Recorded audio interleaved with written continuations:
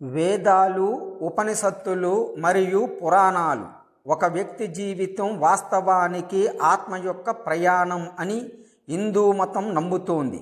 ఒక హిందువు భౌతిక శరీరములో పునర్జన్మల శ్రేణి ద్వారా వెళతాడు. అది చివరికి మోక్షం, పునర్జన్మల చక్రం నుండి విముక్తికి దారితీస్తుంది. మన మనస్సు యొక్క స్వచ్ఛత మంచి కర్మ క్రియలకి దారితీస్తుంది. మన తదుపరి జన్మను నిర్ణయించే ఈ జీవితములో మంచి కర్మ చాలా అవసరం. మంచి కర్మ ధర్మంపై ఆధారపడి ఉంటుంది. అంటే నీతి మరియు మీ ఉనికికి కారణం. హిందువులు 4 వర్ణాలు సమూహాలుగా విభజింపబడ్డారు. బ్రాహ్మణులు, క్షత్రియులు, వైశ్యులు, శూద్రులు. ఈ 4 వర్ణాలు స్వభావగత చర్యల ఆధారంగా సహజ ప్రవర్తన మరియు ప్రస్తుత వృత్తి ద్వారా కేటాయించబడ్డాయి. పుట్టుకతో మాత్రమే కాదు. 4 పవిత్ర వేదాలు. ప్రపంచములోని పురాతన సాహిత్యం వేదాలు. మతపరమైన పద్యాలు మరియు శ్లోకాల సమాహారం. వేదాలు సంస్కృతం యొక్క ప్రాచీన మేధో భాషలో కూర్చబడ్డాయి. కొన్ని వేద స్తోత్రాలు ఒకే దేవుడు అనేక రూపాలను తీసుకుంటాడు అనే తాత్విక ఇతివృత్తాన్ని సూచిస్తాయి. సర్వవ్యాపి అయిన భగవంతుని యొక్క 3 ప్రధాన వ్యక్తీకరణలు: బ్రహ్మ విశ్వం యొక్క సృష్టికర్త, విష్ణువు రక్షకుడు మరియు శివుడు విధ్వంసకుడు. వ్యక్తులు వివిధ దేవుళ్లను మరియు దేవతలను ఆరాధించినప్పటికీ వారు నిజముగా ఒక పరమాత్మను మాత్రమే గౌరవిస్తారు. ఋగ్వేదం. వ్రాతపూర్వకముగా ఋగ్వేదం పద్యాల జ్ఞానం విశేషమైనది. ఇది 10,589 శ్లోకాలతో 1028 శ్లోకాలను కలిగి ఉన్న 10 మండలాలు పుస్తక విభాగాలు కలిగి ఉంది. ఇంద్రుడు వర్షదేవత, స్వర్గానికి రాజు.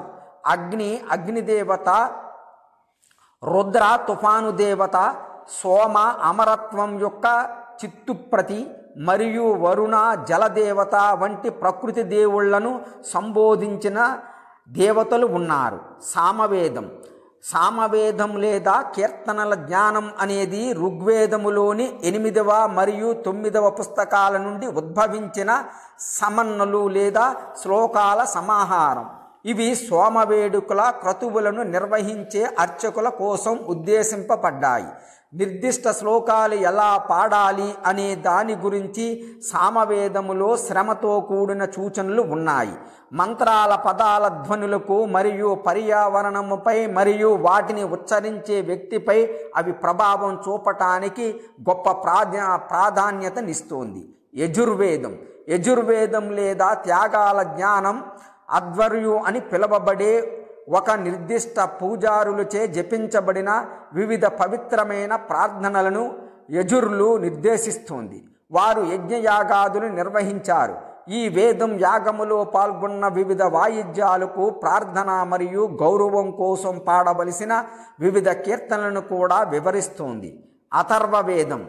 బ్రాహ్మణులలోని అథర్వణ శాఖకు చెందిన కుటుంబాలు సాంప్రదాయకంగా ఈ వేదం యొక్క ఆవిష్కరణతో ఘనత పొందారు కాబట్టి అథర్వవేదం అని పిలుస్తారు. 18 ఉపనిషత్తులు. ఉపనిషత్ పదం ఉపసమీపములోని డౌన్ కూర్చోవటానికి, దుఃఖం అంటే పెద్ద రహస్యాన్ని తెలుసుకోవటానికి ఎంచుకున్న విద్యార్థులు గురువు దగ్గర కూర్చోవటం, వారి అటవీ నివాసాల అద్భుతమైన ఒంటరిగా ఉపనిషత్తులను రచించిన తత్వవేత్తలు జీవితం మరియు దాని సృష్టి యొక్క వివిధ రహస్యాల గురించి ఆలోచించారు. ఉపనిషత్తులు సత్యాన్వేషకుడికి జీవిత సారాంశాన్ని తెలియజేశాయి. ఉపనిషత్తులలో బ్రహ్మం, పరమాత్మ లేదా దేవుడు మరియు ఆత్మ, ఒకరి ఆత్మ గురించిన అభిప్రాయాలు ప్రతిపాదించబడ్డాయి.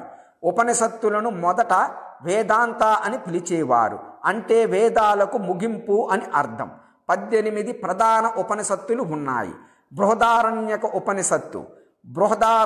ఉపనిషత్తు అని ఉపనిషత్తులలో అత్యంత ముఖ్యమైనదిగా విస్తృతంగా ఆమోదించబడింది. ఇందులో 3 ఖండాలు, భాగాలు ఉన్నాయి. మధుఖండం వ్యక్తి మరియు సార్వత్రిక స్వీయ మధ్య సంబంధం గురించి ఆలోచిస్తుంది. యాజ్ఞవల్కముని ఖండం అనేది పూర్వబోధనకు తాత్విక మద్దతునిచ్చే చర్చ. కిలాఖండ ఆరాధన మరియు ధ్యానం యొక్క వివిధ ఆచారాలను పరిష్కరిస్తుంది. ఛాందోగ్య ఉపనిషత్తు. ఈ ఉపనిషత్తు సామవేదములో ఒక భాగం. ఛందోగా అని పిలువబడే పాటల సమన్వలు గాయకుడి నుండి ఈ పేరు వచ్చింది. ఇతరులు యజ్ఞం, అగ్నికర్మ వంటి ఇతర విషయాలతో పాటు ఓం భావన యొక్క మూలం మరియు గాఢత గురించి చర్చిస్తారు. ఐతరేయ ఉపనిషత్తు. ఇది ఋగ్వేదములో భాగం. యజ్ఞం, అగ్నికర్మ యొక్క లోతైన అర్థాన్ని పాఠకుడికి అర్థమయ్యేలా చేయటం మరియు వాస్తవ చర్య యొక్క బాహ్య ఉచ్చుల నుండి అతనిని దూరంగా తీసుకెళ్లటం దీని ఉద్దేశ్యం. తైత్రీయ ఉపనిషత్తు. యజుర్వేదములోని ఒక భాగమైన ఈ ఉపనిషత్తు 3 వల్లీలు విభాగాలుగా విభజింపబడింది. శిక్షావల్లి కీర్తనల శబ్దశాస్త్రముతో వ్యవహరిస్తోంది. బ్రహ్మానందవల్లి మరియు భృగువల్లి స్వీయ సాక్షాత్కారముతో వ్యవహరిస్తోంది. ఈశా ఉపనిషత్తు. ఈశావాస్య ఉపనిషత్తు అని కూడా పిలువబడే ఈ పుస్తకం భగవంతుడు, ప్రపంచం, ఉనికి మరియు అవతరించడం గురించి వివరిస్తుంది. ప్రపంచం పరమాత్మతో సంబంధం ఉన్న సంపూర్ణతపై ఒత్తిడి ఉంటుంది. బోధనల సారాంశం ఏమిటంటే ఒక వ్యక్తి యొక్క ప్రాపంచిక మరియు పారమార్థిక లక్ష్యాలు ఒకదానికొకటి వ్యతిరేకించవలసిన అవసరం లేదు. కేన ఉపనిషత్తు. ఈ ఉపనిషత్తు పేరు కెన అనే మొదటి పదం నుండి లేదా ఎవరి ద్వారా వచ్చింది. ఇందులో 2 గద్య విభాగాలు మరియు 2 పద్యాలు ఉన్నాయి. శ్లోకాలు సర్వోన్నతమైన ఆత్మ లేదా సంపూర్ణ సూత్రం మరియు ఈశ్వరుడు దేవుడు యొక్క గద్య చర్చలతో వ్యవహరిస్తాయి. ఈశ్వరుని జ్ఞానము ఆత్మ సాక్షాత్కారానికి మార్గాన్ని తెలుపుతుందని కథలోని నీతి. కథా ఉపనిషత్తు. కథాకోపనిషత్తు అని కూడా పిలుస్తారు. ఈ ఉపనిషత్తు ఈ ప్రపంచములోని మరియు వెలుపల ఉన్న సత్యాలను బహిర్గతం చేయటానికి నసికేత మరియు యమరాజు అనే బ్రాహ్మణ యువకుడితో కూడిన కథని ఉపయోగిస్తోంది. ప్రశ్న ఉపనిషత్తు. ప్రశ్న అంటే ప్రశ్న మరియు ఈ పుస్తకం అథర్వవేదములో భాగం. ఇది అంతిమ కారణం. ఓం యొక్క శక్తి ప్రపంచంలోని భాగాలకు సుప్రీం యొక్క సంబంధానికి సంబంధించిన ప్రశ్నలను పరిష్కరిస్తోంది. ముండక ఉపనిషత్తు.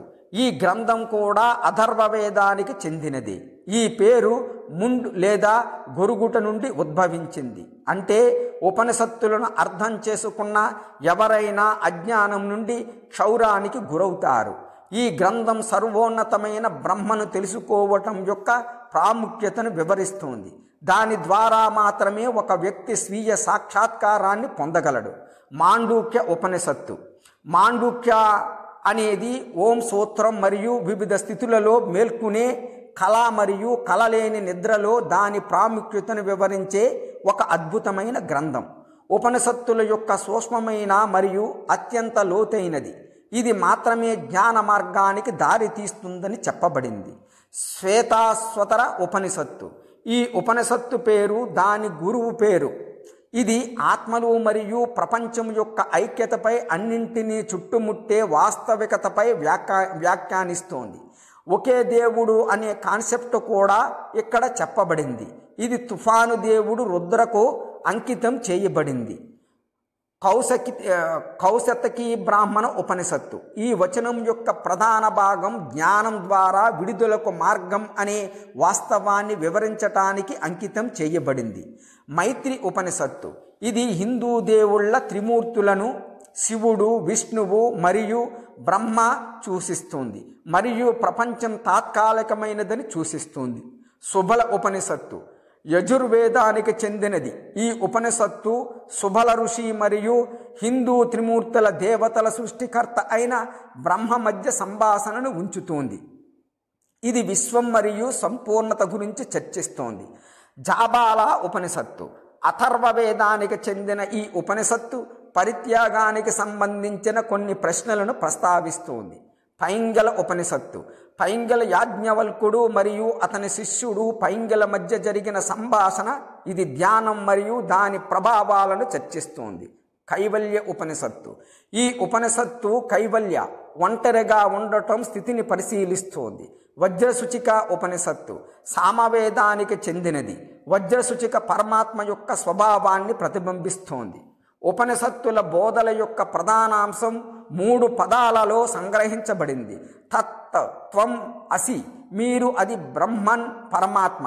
పురాణాలు మరియు ఉపపురాణాలు. పురాణాలు ముఖ్యమైన హిందూ మత గ్రంథాలు. సృష్టి నుండి విధ్వంసం వరకు విశ్వం యొక్క చారిత్రక కథనాలు, రాజులు మరియు ఋషుల వంశావళి మరియు హిందూ భౌగోళిక శాస్త్రం ఉన్నాయి. పురాణాలు అసురులు, రాక్షసులు మరియు దేవతల మధ్య జరిగిన వివిధ యుద్ధాలను వివరిస్తాయి. పురాణాలు అహింస, జీవులకు హాని కలిగించనివి మరియు హిందువుల పవిత్ర జంతువులు అని నమ్మే గోవులను పూజించటం వంటి హిందూ తత్వాలను వివరిస్తాయి. బ్రాహ్మణ పండితులు కదా సెషన్లలో పురాణాల నుండి కథలను చదువుతారు. అందులో ఒక యాత్రికుడు ఒక దేవాలయములో కథనం కోసం కొన్ని వారాల పాటు స్థిరపడతాడు. విభిన్న పురాణాలు. 1 అగ్ని 15,400 శ్లోకాలు వాస్తుశాస్త్రం మరియు రత్నాల వివరాలను కలిగి ఉంది. 2 భాగవత 18,000 శ్లోకాలు పురాణాలలో అత్యంత ప్రసిద్ధమైనది మరియు విష్ణువు యొక్క అవతారాల గురించి చెబుతోంది. దాని 10వ మరియు పొడవైన కాంటో భగవంతుడు కృష్ణుడి పనులను వివరిస్తుంది. అతని చిన్ననాటి దోపిడీలను పరిచయం చేస్తుంది. 3 భవిష్య 14,500 శ్లోకాలు. 4 బ్రహ్మ 10,000 శ్లోకాలు గోదావరి నది మరియు దాని ఉపనదుల పురాణాలను కలిగి ఉంది. 5 బ్రహ్మాండ 12,000 శ్లోకాలు లలిత సహస్రనామం. కొంతమంది హిందువులు పరమ దేవతకి ప్రార్థనగా చెప్పే వచనాన్ని కలిగి ఉంది. 6 బ్రహ్మవైవర్త 17,000 శ్లోకాలు దేవులు, కృష్ణుడు మరియు గణేశుని పూజించే ప్రోటోకాలను వివరిస్తుంది. 7 గరుడ 19,000 శ్లోకాలు మరణం మరియు దాని అనంతర పరిణామాలకు సంబంధించి అత్యంత పవిత్రమైన పురాణం. 8 హరివంశం 16,000 శ్లోకాలు మహాభారత ఇతిహాసం యొక్క అనుబంధం. 9 కూర్మ 17,000 శ్లోకాలు. 10 లింగం 11,000 శ్లోకాలు స్థిరమైన శైవ వేదాంత పురాణం. 11 మార్కండేయ 9,000 శ్లోకాలు దేవీ మహత్యాన్ని కలిగి ఉంది. ఇది శక్తులను ముఖ్యమైన గ్రంథం. ఇది శక్తలకు ముఖ్యమైన గ్రంథం. 12 మత్స్య 14,000 శ్లోకాలు.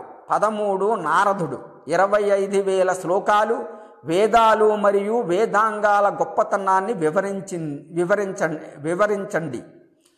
14 పద్మ 55,000 శ్లోకాలు భగవద్గీత యొక్క గొప్పతనం అయిన గీతా మహత్యాన్ని కలిగి ఉంటుంది. 15 శివ 24,000 శ్లోకాలు. 16 స్కంద 81,100 శ్లోకాలు పొడవైన పురాణం. ఇది భారతదేశంలోని తీర్థయాత్ర కేంద్రాల యొక్క భౌగోళిక స్థానాలను కలిగి ఉన్న సంబంధిత పురాణాలు, ఉపమానాలు, శ్లోకాలు మరియు కథలతో కూడిన అసాధారణమైన ఖచ్చితమైన తీర్థయాత్ర గైడ్. 17 వామన 10,000 శ్లోకాలు కురుక్షేత్రం చుట్టూ ఉన్న ప్రాంతాల వివరణను కలిగి ఉంటుంది.